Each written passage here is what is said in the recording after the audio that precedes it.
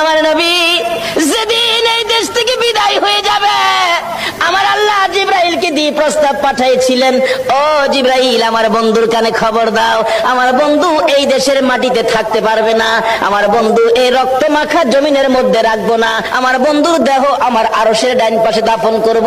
জিবরাইল খবর নিয়ে ডাকতেছেন, হুজুর আল্লাহর সালাম গ্রহণ করুন। আমি জিবরাইলের সালাম গ্রহণ করুন। আল্লাহর নবী গো, আপনার দেহ মোবারক আল্লাহর আরশের ডাইন পাশে দাফন হবে, আপনি খুশির সহিত কবুল করুন। আমার নবী কোনো কথা কয় না, দুইটা চোখের পানি ঝরঝর করে ছাড়তেছে। জিবরাইল বলেন, ইয়া রাসূলুল্লাহ, এত সুন্দর প্রস্তাব নিয়ে আসলাম, কোনো কথা কন না, খালি কাঁদেন কেন জানতে চায়। আমার নবী বলেন, জিবরাইল রে, তোমার জন্য খুশির খবর হতে পারে, আমি খুশি হতে পারলাম না, কেন পারলেন না? রে জিবরাইল, আমার দাফন আল্লাহর আরশের ডান পাশে হবে, আমি জানতে চাই আমার গুনাহগার উম্মতের দাফন কই হবে রে? জিবরাইল বলেন, আপনার উম্মতের দাফন এই জমিনের মধ্যে হবে।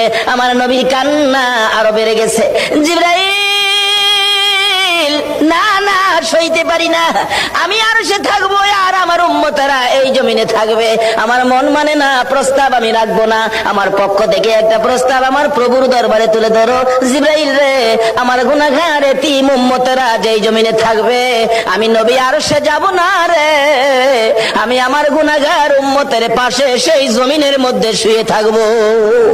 আরে দয়ালো নবী, প্রেমের ছবি আর আসবে না জগতে, আমার দয়ালো নবী, প্রেমের ছবি আর আসবে না।